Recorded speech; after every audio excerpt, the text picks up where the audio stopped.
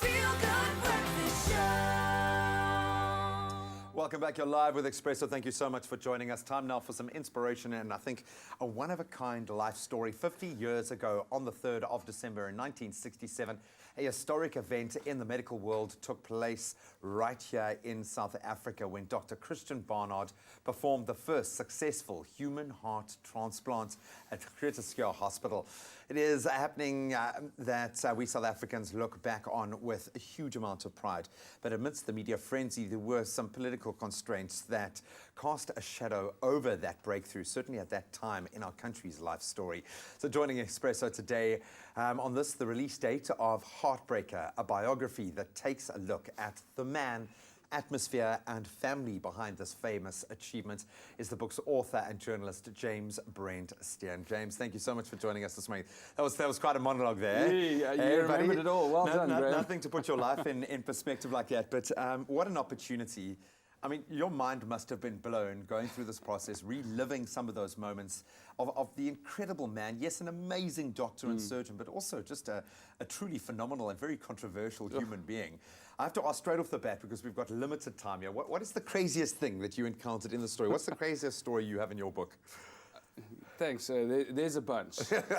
One of the craziest stories was 1960.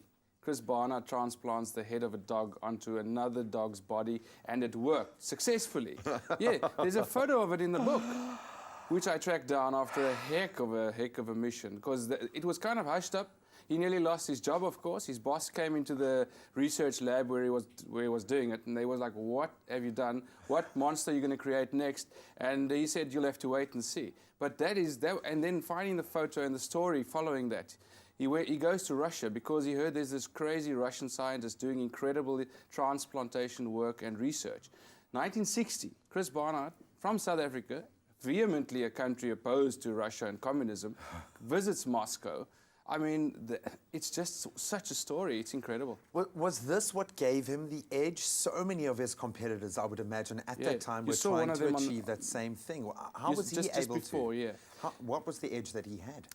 I think he just had the guts and the courage to dare. Fortitude. Yeah. And this is Norman Shumway. This was the guy everybody thought was going to do it first. American surgeon from Stanford University. The Americans were throwing billions at this. It was like the moon race. Yeah. That's why I think the world just exploded when they heard it had been done in South Africa. And literally some of the comments were, do they even have hospitals in Africa?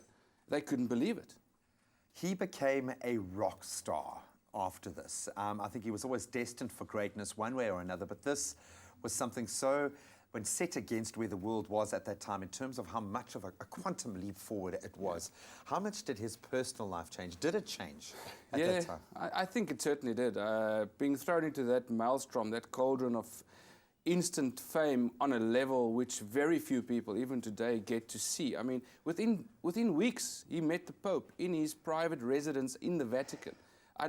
Very few people see that happening. He meets the President of America within days after the first heart transplantation. That was the level of his fame. He was on par with Neil Armstrong, Edmund Hillary, you name it. This guy was incredibly famous. It had to have an impact on his personal life and tremendous pressure, and he kind of just went with it, I think, quite a bit. Did it make him or did it break him, in your mind?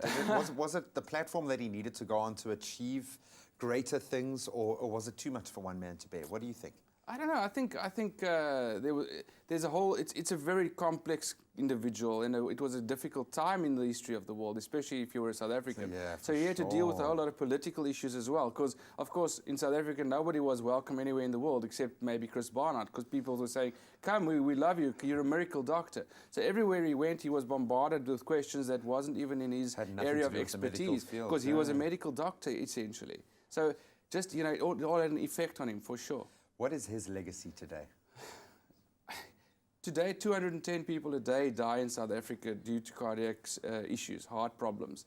And the work that he did, providing real hope for people for whom there was no hope before. If your heart's really damaged, there's no other option except to get a new heart. Your heart is a muscle that can't heal itself, because it must keep working all the time, even when you're sleeping.